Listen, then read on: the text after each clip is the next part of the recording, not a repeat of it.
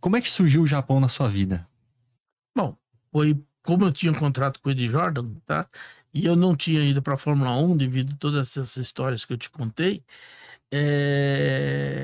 Eu tinha que fazer uma temporada de Fórmula 3000, que até então tinha acabado a Fórmula 2 e o Bernie Ecclestone tinha introduzido a Fórmula 3000, que nada mais é do que um motor Cosworth igual para todo mundo, e tinha duas fábricas de chassis, a Halt e a Lola só, tá? Certo. Era uma categoria nova, difícil de ascensão, difícil de patrocínio. O Eddie Jordan não tinha dinheiro para me manter na Fórmula 3000.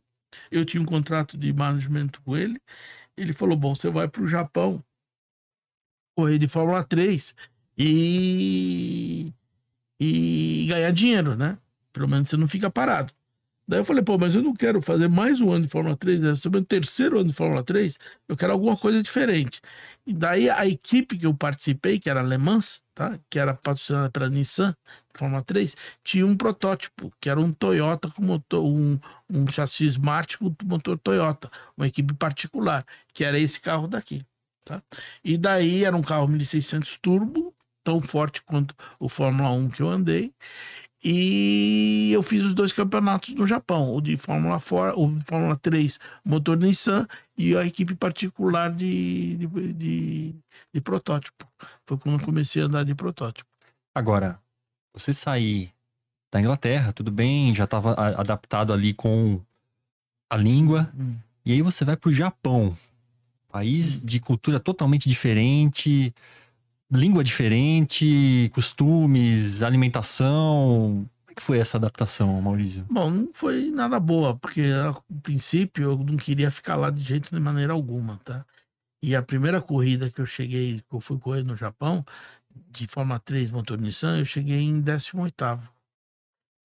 Tinham 30 carros participando. Daí na segunda-feira, o chefe da equipe que eu corria me chamou e perguntou por que eu não tinha ganho a corrida. Nossa. Daí eu falei: olha, eu não ganhei porque o motor é ruim, é tudo isso, tal. O motor não chega aos pés do Volkswagen, é um motor eficiente, muito pesado, demora para acelerar e tudo isso, tal, tudo. Daí no fim da conversa, daquela reunião que a gente teve, ela logicamente tinha uma tradutora, não era, eu não falava direto com o chefe, o chefe falava em japonês para uma japonesa, essa japonesa traduzia para mim em inglês. E ele voltou para ela, falou para ela, e aí ela falou para mim, falou: olha, se o motor fosse bom e a equipe fosse boa, eu não precisava contratar um piloto do seu nível, que foi o melhor piloto de Fórmula 3 que tinha no momento, para participar da equipe. Qualquer piloto poderia guiar o carro. A gente te contratou justamente porque você é melhor do que os outros. Daí eu falei: bom, mas como que eu vou fazer? Eu não vou conseguir ganhar nunca corrida com esse motor. Daí voltei para Inglaterra e comecei a fuçar minhas coisas para andar de Fórmula 3000. E tudo precisava de dinheiro. Precisava de dinheiro para correr aqui, precisava correr lá. Eu ligava para o Brasil, falava com meu pai: olha, acho que eu vou voltar para o Brasil porque no Japão está muito ruim, que o motor não anda. E na Inglaterra não tem dinheiro para me continuar a fazer Fórmula 3000. Daí meu pai falou: ó, se vira, dá um jeito, fica por aí, que aqui tá muito ruim. Era a época que o Collor tinha pegado o dinheiro de todo mundo e... Os planos econômicos, né? Tava tudo no ruim. Ele falou: aqui você não vai ter mais nada, aqui não vai ter nada. Fica por aí, tá? Daí eu pus o rabo entre as pernas, voltei pro Japão e falei: ah, sabe que a gente dá para fazer o motor ficar melhor? A gente fizer isso, então, tudo. Daí eu comecei a usar toda a minha experiência que eu tinha do tempo do Brasil, tá? De mecânica, para tentar melhorar o motor Nissan, tá? Então daí eu fiz um diferencial mais leve, usava o carro bem perto do peso do limite, era um motor que andava bem na chuva, mas não andava bem no seco, e daí as provas, quando choviam, eu ganhava com o motor Nissan, tá? E daí comecei a ganhar corrida no Japão com o motor Nissan, e daí começou a abrir uma série de portas. Até que eu cheguei no fim do ano, para ganhar o campeonato japonês de Fórmula 3, com motor Nissan contra 2 carros com motor Honda. Que eram que era o Mugen, que eram os carros que andavam melhor, que estavam substituindo os Volkswagens, que era o motor que andava bem. E fomos para Suzuka, última corrida do ano, Suzuka. Só que Suzuka é a pista da Honda. Testes, desenvolvimento. Então o que aconteceu? Os motores Mugen, com a Fórmula 3, eles andavam lá direto. E eu não andava porque eu era motor Nissan. Era um motor contra os Mugens. E eles não queriam deixar o motor Nissan ganhar o campeonato de Fórmula 3. Até que o meu chefe de equipe conseguiu um dia de treino para mim lá no Suzuka, na véspera da última corrida. Sim. Lá fui eu treinar em Suzuka, tá? Para tentar chegar perto da hegemonia dos motores Mugen da Honda. Bom, que ele tava fazendo tanto frio, que começou a nevar. E lá não tem essa de, tá nevando, não vamos andar. Uhum. É o único dia, é a única chance, tem que andar. Bora. Eu me lembro que eu saí para treinar o Nissan, o Fórmula 3 Nissan, e tava tão frio que o motor apagou na reta. Ô, louco. E começou a cair neve, os caras tiveram que me resgatar na reta, eu dentro do carro, cheio de neve. Nossa. E logicamente teve que encerrar o treino por causa disso daí. Eu não consegui treinar para a última corrida do ano. Daí a última corrida do ano foi primeiro Nissan, primeiro Honda, segundo Honda e terceiro eu. Daí acabei chegando em terceiro no campeonato. E uma pista, imagino, né? A gente vê de fora, mas uma pista de Suzuka que é uma pista bem... É uma das melhores para mim hoje em dia. Bem desafiadora, né? Bem desafiadora.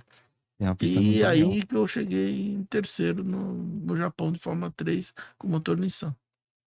Muito legal. E aí, você foi o primeiro brasileiro, né, Maurício, a desbravar o Japão.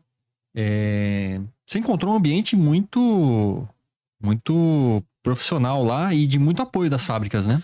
A gente ficava num hotel, nesse hotel ficavam 15 pilotos estrangeiros, que eram pilotos com ascensão para a Fórmula 1, que não conseguiram chegar na Fórmula 1, ou que não teve a chance de chegar na Fórmula 1, e a gente morava tudo no mesmo hotel. Então era eu, Johnny Herbert, o Schumacher teve uma passagem por lá, Michael. O Ralph teve, irmão. O Eddie Irvine. O Roland Ratzenberger. Nós vamos falar dele mais pra frente. Johnny Herbert.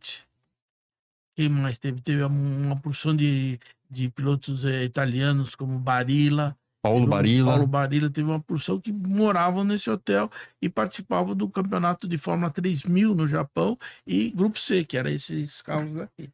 E daí, como o Brasil era longe para mim, eles voltavam toda vez para a Europa.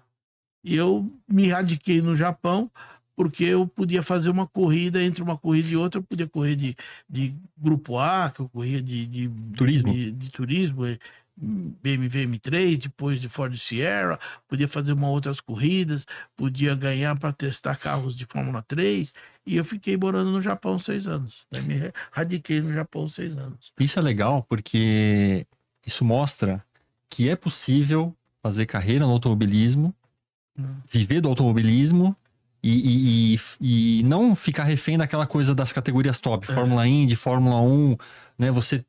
Eu imagino que você tinha todo fim de semana na pista, né, Maurício? Sim, acabei que fiz uma carreira, num ano, fazia 24 corridas por ano, tá? Então, como eu estava morando lá, era um mês tem 4 fins de semana, 3 eu estava correndo. Alguma coisa eu estava correndo. Acabei correndo mais no Japão do que na Inglaterra e do que no próprio Brasil. Legal. E interessante, né? Nessa época tinha a Fórmula 3, Fórmula 3000, falando das categorias tops que tinham lá. E um campeonato de protótipos muito forte também, né? Muito forte. E tinha patrocínio das montadoras, que era Toyota, Nissan e a Porsche, tá? E muita briga de pneu, né? Tinha Bridgestone, Dunlop e a Yokohama. Olha que ambiente bem desafiador ali, né? E a maioria dos pilotos eram profissionais, ganhavam para correr.